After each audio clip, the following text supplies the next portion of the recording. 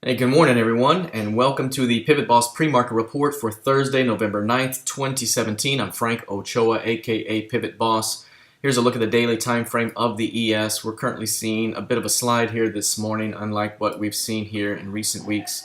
Basically, we have Japan and the Japanese markets here sliding in overnight trading, and that's put a little pressure here on these markets. And so far, what you're seeing is a failure to hold above recent highs. So right here, we got a new high at 25.94 half, and now we're testing two-day lows.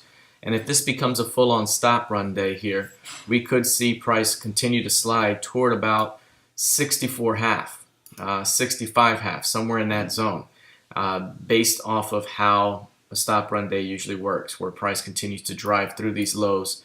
We could be looking at price pushing into the mid 2560s. So we could be looking at much more weakness ahead. As a matter of fact, on an intraday basis here, if we drop this down, we have a pretty clear view here of the downtrending market already. You can see VWAP has been trending lower. Pullbacks of VWAP have already been defended. You can see here price held above the previous session's high and close, and then took them offered, and then retest was also offered, and now we're pushing through the previous session's low. So right now, downtrending market, pullbacks to be defended. You can bring up your PivotBoss or PIMA 3 indicator, the pivot-based EMAs, and those will provide trigger zones to defend and basically sell the rips in this downtrending market.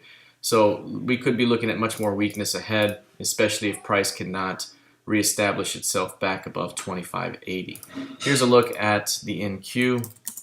Very similar downtrending behavior in the intraday as well, and now testing the previous session's low.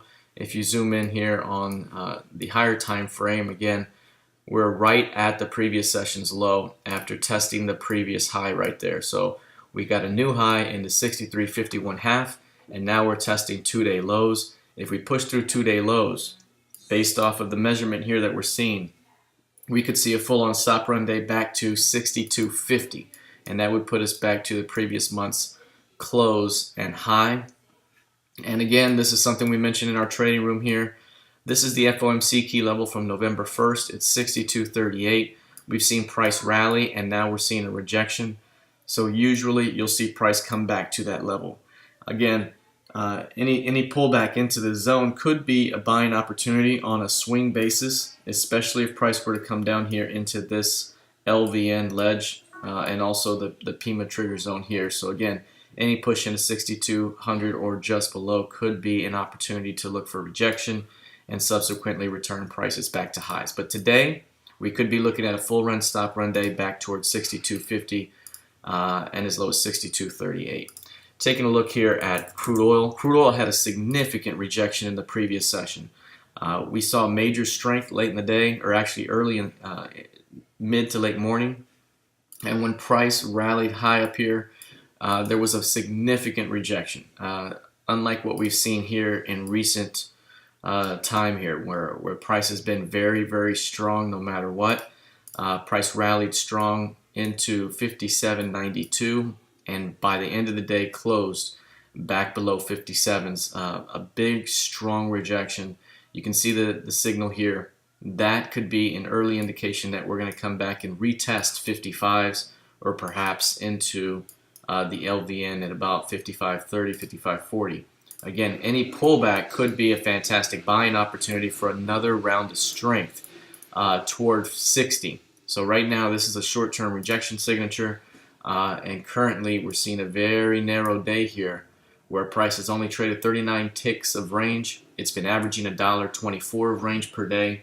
This is clearly absorption here ahead of what could become more weakness back toward 55. And again, any pullback into this zone could provide another buying opportunity for a push into 60. Now, taking a look here at gold futures.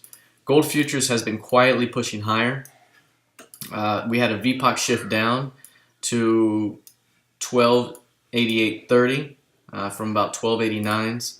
And so prices shifted lower here. You can see we still have that kind of rounded behavior. Price was able to trade through 1285s here. And again, this could lead to a fantastic squeeze back toward 1305 to 1306. So that's something that we're going to continue to watch. All right, that's it for now. Let's see how this plays out heading into the rest of the session. Good luck and trade well.